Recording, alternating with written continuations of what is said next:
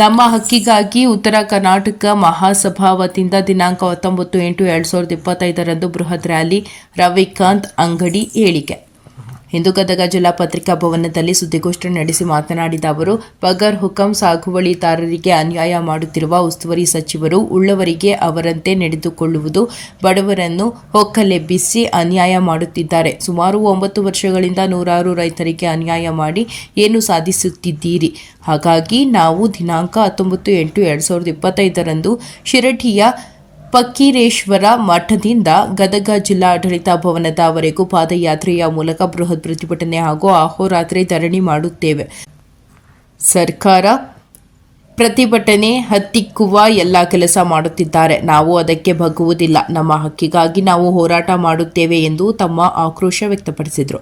Cameraman Jagadish ಜೊತೆ ಅಶೋಕ ಹುಗಾರ, ಗದಗ.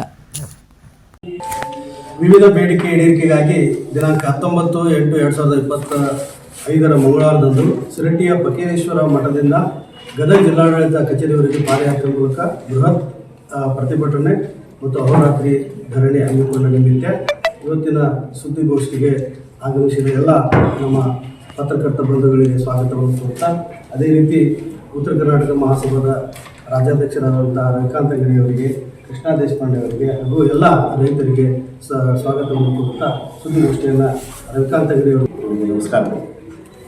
ಇವತ್ತು ಉತ್ತರ ಕರ್ನಾಟಕ ಮಹಾಸಭಾ ಹಾಗೂ ವಿವಿಧ ಸಂಘಟನೆಗಳ ಒಂದು ಸಂಯುಕ್ತ ಆಯೋಜನದಲ್ಲಿ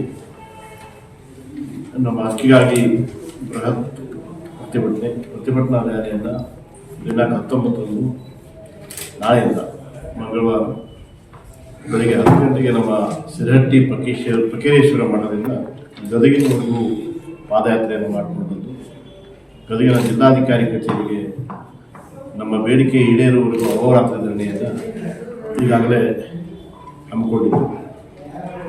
ಇದರ ಉದ್ದೇಶ ಇಷ್ಟೇ, ಈ ಕಾರ್ಯಕ್ರಮದ ತಮಗೆಲ್ಲ ಗೊತ್ತಿದೆ, ಬಹುದಿನಗಳಿಂದ ನಮ್ಮ ಈ ಹೋರಾಟ ಅವಾಗ ಕಂಟಿನ್ಯೂಸ್ ಆಗಿ ಹೋರಾಟವನ್ನು ಮಾಡ್ಕೊಂಡು ಬಂದಿದೆ. ನಮ್ಮ ಜಿಲ್ಲೆಯಲ್ಲಿ ಸುಮಾರು 10,000 ಕುಟುಂಬಗಳು ಬಗರ್ ಹುಕಂ ಸಾಗುವಳಿ, ಅರಣ್ಯ ಭೂಮಿ ಮೇಲೆ ಅವಲಂಬನೆ ಆಗಿರುವಂಥದ್ದು, ಹುಲ್ಲುಗಾವಲು ಪ್ರದೇಶದಲ್ಲಿ ಉಳುಮೆ ಮಾಡ್ಕೊಂಡು ಬರುವಂಥದ್ದು. ಅದರ ಜೊತೆಗೆ ಏನು ಈ ವಾಸದ ಮನೆಗಳು ಕೂಡ ಭಾಳಷ್ಟು ಫಾರೆಸ್ಟ್ ಲ್ಯಾಂಡಲ್ಲಿ, ಕಂದಾಯ ಭೂಮಿಯಲ್ಲಿ, ಖಾಸಗಿ ಭೂಮಿಯಲ್ಲಿ ಇರ್ತಕ್ಕಂಥದ್ದು ನಮಗೆಲ್ಲ ನೂರಾರು ವರ್ಷಗಳಿಂದ 1 ಎಕರೆ 2 ಎಕರೆ 3 ಎಕರೆ ಮಾಡಿಕೊಂಡು ಅದ್ರ ಮೇಲೆ ಜೀವನ ಸಾಗಣೆ ಮಾಡ್ಕೊಂಡು ಬರ್ತಕ್ಕಂಥ ಏನು ಈ ಬಡ ರೈತರು, ಈ ರೈತರಿಗೆ ಸರ್ಕಾರಗಳು ಇರುತ್ತೆ, ಯಾವುದೇ ಸರ್ಕಾರ ಹಕ್ಕುಪತ್ರಗಳು ಕೊಡ್ತೀವಿ, ಅವ್ರ ಮಾಲಕರು ಮಾಡ್ತೀವಿ ಅಂತ ಹೇಳ್ತಾರೆ. ಲಕ್ಷಾಂತರ ಹಕ್ಕುಪತ್ರ ಕೊಟ್ಟಿದ್ದೀವಿ ಅಂತ ಹೇಳ್ತಾರೆ, ಕೊಡ್ತೀವಿ ಅಂತ ಹೇಳ್ತಾರೆ. ಅವ್ರನ್ನ ಯಾರೋ ಒಕ್ಕಲೆಬ್ಸೋಕ್ಕಿಲ್ಲ ಅಂತ ಹೇಳ್ತಾರೆ. ಜೊತೆಗೆ ಅವ್ರಿಗೆ ನಮ್ಮೆಲ್ಲ ನಾವು ಜುನೂನಿದ್ದವ್ರಿಗೆ ಕೊಡ್ತೀವಿ. ಯಾವ ಜುನೂನು ನಿಮಗೆ ಕೇಳು, ಎಷ್ಟು ವರ್ಷ ಬೇಕು ಜುನೂನು? 2016ರಿಂದ ಇವತ್ತು 9 ವರ್ಷ ಕಳಿಬೇಕಾ ಜುನೂನಿದ್ದವ್ರಿಗೆ? ಅಲ್ಲ ಸರ್, ನೀವು ನಿಮಗೆ ಬೇಕಾದಂಥ ಎಲ್ಲ ಪಾಲಿಸಿಗಳನ್ನು ಮಾಡ್ಕೊತೀರಿ. ಇವತ್ತು ಗದಗಿನ ಜೇಮ್ಸ್ ವಿದ್ಯಾಲಯಕ್ಕೆ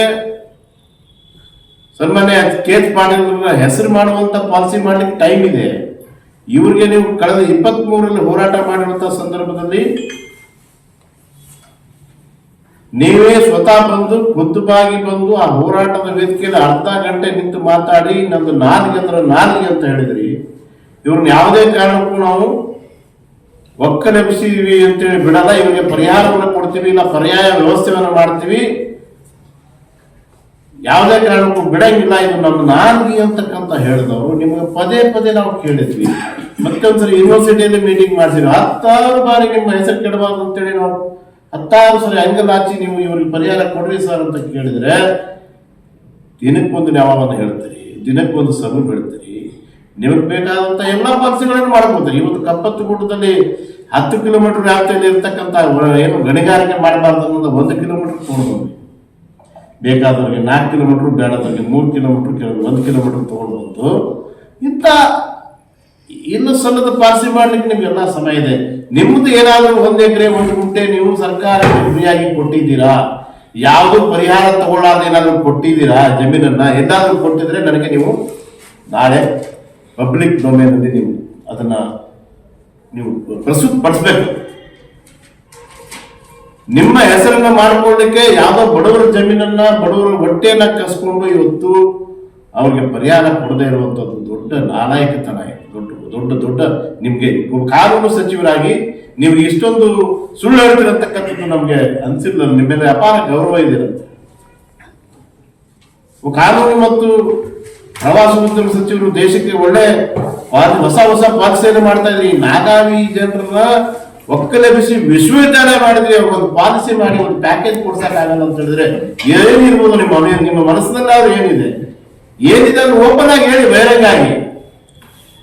ನಾವು ಇಷ್ಟೊಂದು ರೋಷ ಹೋಗ್ಲಿಕ್ಕೆ ಕಾರಣ ಏನಂತಂದ್ರೆ ನಮ್ಗೆ ನೀವು ಮಾತು ಕೊಡ್ತಾ ಇದ್ರಿ, ಹೋರಾಟ ಮಾಡುವಾಗ ಮಾತು ಕೊಡ್ತಿದ್ರಿ, ನಿಮಗ್ ಭೇಟಿ ಆದವಾಗ ಮಾತಾ ಕೊಡ್ತೀರಪ್ಪ.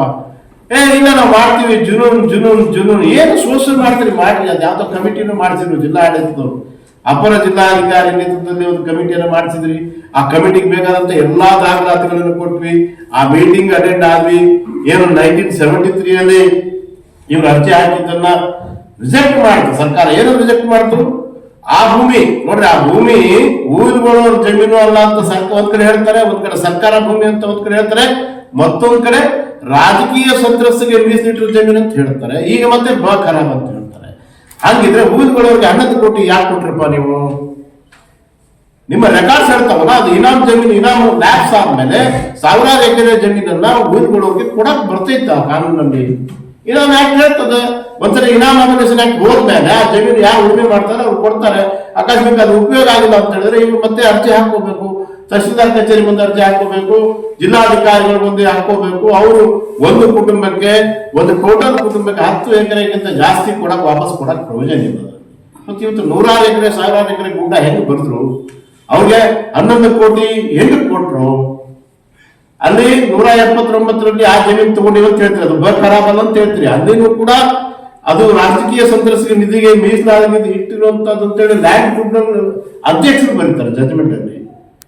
ಮತ್ತೆ ನೀವು ಈ 143 ಸಂಬಂಧ ಇಲ್ಲ ಅಂತೇಳಿ ಇವ್ರ ಕಡೆ ಬರ್ಸ್ಕೊತೀರಿ. 149ರಲ್ಲಿ ಅದೇ ಲ್ಯಾಂಡ್ ಅಲ್ಲಿ ಕೆಲವ್ರಿಗೆ ಖರಾಬ್ ಇದ್ದ ಜಮೀನುಗಳನ್ನೇ ಕೆಲವ್ರಿಗೆ ಏನು ಭೂ ಮಂಜೂರು ಮಾಡಿ ಅದಕ್ಕೂ ಕೂಡ ನೀವು ಸರ್ಕಾರದ ಅನುದಾನ ಕೊಟ್ಟಿರಿ. 10 ಕೋಟಿ ಮನೆ 10 ಎಕರೆಗೂ ಕೂಡ ಅವ್ರು ಕೊಟ್ಟಿದ್ದಾರೆ, ಬೇರೆಯವರಿಗೆಲ್ಲ ಮಾರಾಟ ಮಾಡಿದ್ದಾರೆ. ಮತ್ತೆ ಇಲ್ಲಿ ಕಂದಾಯ ಅಧಿಕಾರಿಗಳ ಪ್ರಾಬ್ಲಮ್ ಇದೆಯೋ ಅಥವಾ ರಾಜಕಾರಣಿಗಳು ಏನೋ ಒಂದು ಮುಚ್ಚಿಡುವಂತ ಪ್ರಯತ್ನ ಮಾಡ್ತಾ ಇದಾರೋ